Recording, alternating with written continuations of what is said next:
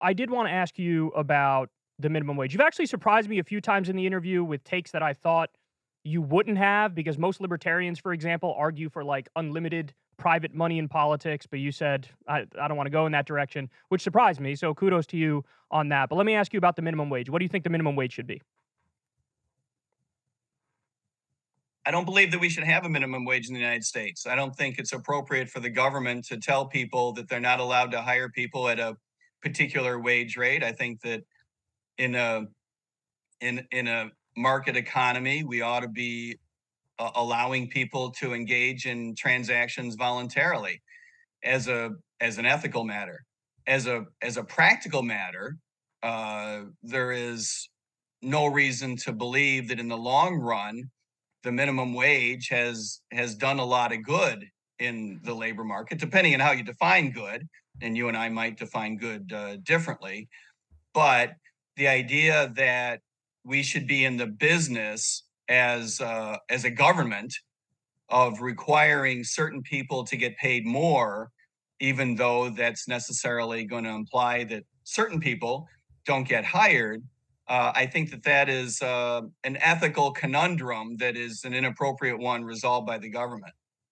So let me ask you this. How do you fix these problems, which I'm about to lay out for you? There was a 2021 study, the National Low Income Housing Coalition. They found, quote, there is no state, county, or city in the country where a full time minimum wage worker at $7.25 an hour working full time can afford a two-bedroom rental.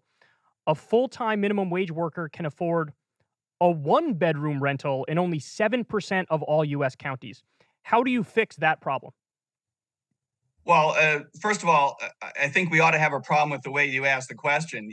I think the real question that you want to ask is how does that challenge get resolved, right? I don't think you want to necessarily imply that the only way to resolve these challenges is for the government to fix it, right? Yeah, I'm asking you That's how do you fix the problem of low wages? That's my question to you.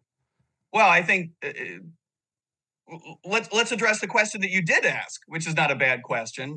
One of housing.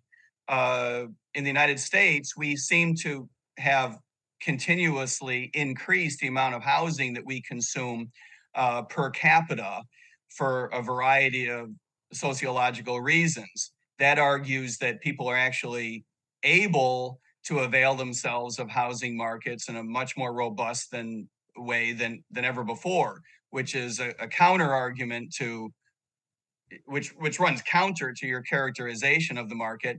I actually, notwithstanding all of that, I share your concerns that housing has become quite expensive, not just relative to the bottom of the wage scale, but relative to wages in general and relative to GDP in this country, even more generally still. I think it's actually a bigger problem than merely what you put your finger on just now. And there are a number of answers. One is we need to change at a very fundamental way how we view local zoning ordinances, for example. California is the most stark example, but there are examples all over the United States that illustrate that when communities decide to, in effect, ban multifamily housing from certain geographic areas, it drives up the cost and significantly and makes it difficult for individuals to access, both in terms of how expensive it is, but also makes it difficult to access in terms of how far away it is from places of employment. So that needs to change. Our housing policy really stinks, both in terms of finance and in terms of zoning. So Why it is, as a sociological matter, that we continue to increase our consumption of housing is more complex, but I don't think it's one in which we should be injecting, government policy. I don't think we should be saying, people uh, should not be living in certain structures or certain family structures or certain family units. I don't think that we should be encouraging people to either live together or to live separately. I think that those are things that we need to leave to families to decide for themselves. I suspect you would agree with that. Well, just putting aside housing for a second, I mean, we can get into that, but I'd rather put that aside because the question I'm more interested in is, somebody who makes minimum wage would have to work 89 hours a week to afford a one-bedroom apartment. So that's a problem. How do we fix the problem of low wages? I don't think anybody should have to work full time and then not make enough money to survive and put a roof over their head. I agree that that is a real challenge. I'm not quite convinced that it's a problem that requires a government solution. I'm not sure Shocking. what government solution that you would suggest that we interject. Higher Well, minimum let me wage? let me Higher let minimum me wage, for example? let me Right, but a challenge higher one of minimum your. wage would Well, necessarily mean lower employment at the but bottom that's end. I don't But think that's that's not studies have the shown actually that's that's not not true. actually we true. want to So go I either. have We a want recent study from 2023. Economists studied 47 large U.S. counties where the minimum wage was lifted to $15 an hour versus counties that did not lift the minimum wage since 2009. They found first it was successful at actually lifting wages, which is the goal of the policy, but it also found that the implications for employment of lifting minimum wage were actually positive. In other words, counties that enacted minimum wages actually saw more job growth, not less. So one of the things you're arguing that's kind of core to your argument here is that, if you lift the minimum wage, then you're denying some other people jobs. That doesn't appear to be the case based on the research that has been conducted. Right. It's very difficult. I know what you're going to say, but you're going to have to understand how difficult economic research is, particularly when it's either across different localities or when it's across different time periods. No, you're right. Economic studies are not able to put their finger on what the changes. No economist, even the people that authored that study, would assert that employment numbers were increased by the increase in the minimum wage. But that's what Nobody happened. would suggest that. But that's what Well, happened. Well, that's it's what that's happened over time, but no economist would suggest that it happened that's not because we that's just not increased the true. minimum No, wage. I get you're saying there's no causation correlation, and we're not saying there is. We're just saying empirically that's what happened. Now, if they had raised the minimum wage to like $100 an hour, then yeah, you would see mass unemployment because people can't afford that. But when you're raising it from $7.25 an hour or $10 an hour to $15 an hour, the evidence bears out that's exactly what happened. You had an increase in employment. Well, I'm sorry, you say it as though it were causal. I think you need to I check just said yourself. it's not causal. Right, but But it's not Right. dispositive either. It's not like when you raise the minimum wage, you're guaranteed to have more unemployment. That empirically did not Right. happen. right, And exactly. what happened is that these localities raised it to $15 an hour, which turned out to be not a number that was very high in terms of what employers were willing to pay. Now, in most of these cases, most people were already making more than $15 an hour, of course. The number of people that were not yet making $15 an hour, most of them were immediately bumped up.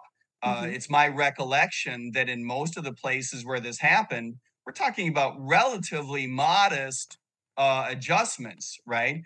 It's a big help. Not only were most people making $15 an hour already, but relatively few people were making less than that. And most of those were making $12, $13, and $14 an hour. So this is a relatively modest adjustment. You wouldn't necessarily expect to see a whole lot of secondary effects, and you wouldn't necessarily expect to see a lot of increases in income either. So I just don't think that, studies like this are helpful in the long run to answering this question. But I mean, it seems to Because me it like disagrees with the you, that's why. empirical research is the best way. Yeah. Because look, I studied economics in college as well, and I know what the economic textbooks say. What the economic textbooks say and what actually happens in the real world are sometimes, not always, but sometimes quite different. I mean, I'll give you another one, right? If you open up an Well, I'm Econ trying 101, to agree with you that the yeah, research does not bear out the fact that there was a the significant huge job loss. loss Let me of let me of let me ask employment. you. That's Let me that's ask you exactly kind of right. a foundational, like philosophical question that I'm just curious in your answer to. Do you think that you can be um, fully free if you are a person who is living in poverty? who's working one of those $7.25 and can't afford housing and can't afford a family and can't afford healthcare. Like, do you think that that meets your definition of freedom?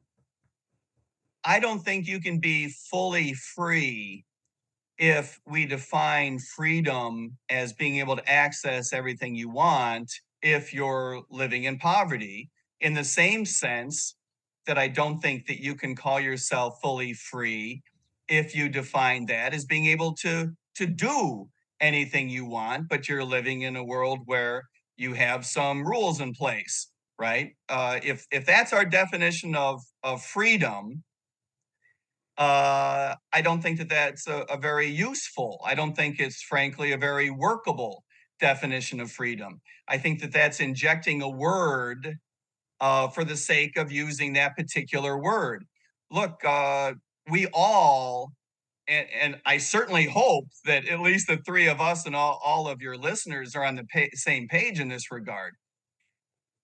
I find the persistence of intergenerational poverty in the United States to be absolutely disgusting and anathema to how we want our economy to work.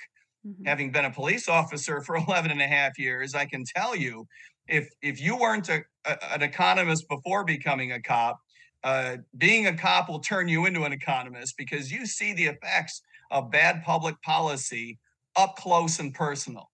You see the bad effects of bad zoning, bad housing policy, of bad schools. You see the effects of the war on drugs. You see the effects of what is in effect the world's most oppressive criminal justice system. You see how we crush whole communities, not just families, not just individuals. These things matter. Do we want Americans to continue to be lifted out of poverty, hopefully at the same rate and even faster than we saw during the 20th century? Of course we do. Uh, do I don't think that anyone should say, well, you don't agree with our objectives because you don't agree with our semantics or the words that we choose to use. There is a feeling of being crushed when you live in poverty, whether that is in a wealthy society like the United States, Mhm. or whether it is in a relatively impoverished society like elsewhere around the world. Yeah. So, that feeling matters. Whether you attach to it, an absence of, what you call freedom, or you attach any other lingo to it, it is something that we need to earnestly engage and fight. So, you know, I think that we all are looking for solutions to get people out of poverty. Uh, I have seen bad public policy make huge contributions to poverty in the United States, and that is what I believe that we need to eradicate. Similarly, I don't think that you can call yourself completely free if you're operating in a system of too many rules and regulations. But injecting the word freedom does not substantially change the nature of the argument. We want people to live their lives by their own standards and not be held back by artificial either rules or incentive structures that undermine their ability to earn a living. Yeah. So, I mean, I would just to wrap up here on the rules and regulations front. I guess the core disagreement, and that's fine. This happened. A lot of people disagree on this. In my opinion, the question is, what are the proper rules and regulations? Some make sense, some don't. There's a balance. We have to strike that balance. Some people will say, if they're of a more libertarian persuasion, the fewer the better. Some who are more on the left would say, no, the more the better. But just to wrap up the minimum wage conversation real quick, yeah, of course, we all oppose poverty. The minimum wage, if it kept up with inflation since 1968, it would already be $12 an hour today. The minimum wage would be $26 an hour if it kept up with productivity gains, and it would be $61.75 if it rose at the same pace as Wall Street bonuses. Hey, y'all, do me a favor and like and subscribe. It helps out big time in the algorithm. Click the bell as well for notifications when videos drop, and watch that video on screen right now. You know you want to.